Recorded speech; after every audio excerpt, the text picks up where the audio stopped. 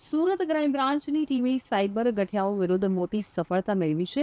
કર્ણાટકના કોલારમાં એક 60 વર્ષીય વૃદ્ધાને સીબીઆઈ અધિકારી હોવાનું નાટક કરી ડિજિટલ એરેસ્ટ કરી રૂપિયા 1.34 કરોડ રૂપિયાની ઠગાઈ કરનાર મુખ્ય આરોપીને સુરતમાંથી ઝડપી પાડવામાં આવ્યો છે. સુરત ક્રાઇમ બ્રાન્ચને મળેલી બાતમીના આધારે પોલીસે અમરોલીના ન્યૂ કોસાડ રોડ વિસ્તારમાંથી જિગ્નેશ ઉર્ફે જીગો ધીરજલાલ વઘાડિયા નામના આરોપીને ઝડપી પાડ્યો છે. ગયા વર્ષે 7 ડિસેમ્બરના રોજ ભોગ બનનાર વૃદ્ધાને એક અજાણ્યા વોટ્સએપ નંબર ઉપરથી કોલ આવ્યો હતો. કોલ કરનારે પોતાને ટ્રાઈના અધિકારી તરીકે ઓળખાવી વૃદ્ધાના ફોન નંબર ઉપર ગેરકાયદેસર પ્રવૃત્તિ થતી હોવાનું જણાવી ડરાવ્યા હતા.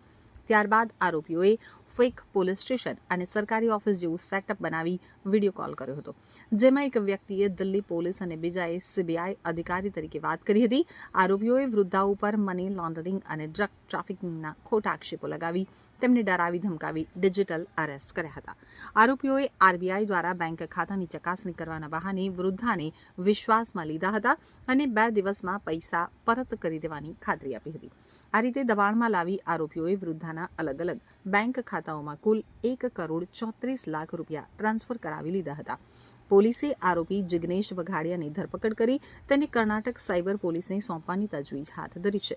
તો આ મામલે આરોપી વિરુદ્ધ આઈટી એક્ટ અને ભારતીય ન્યાય સંહિતાની વિવિધ કલમો હેઠળ ગુનો નોંધવામાં આવ્યો છે.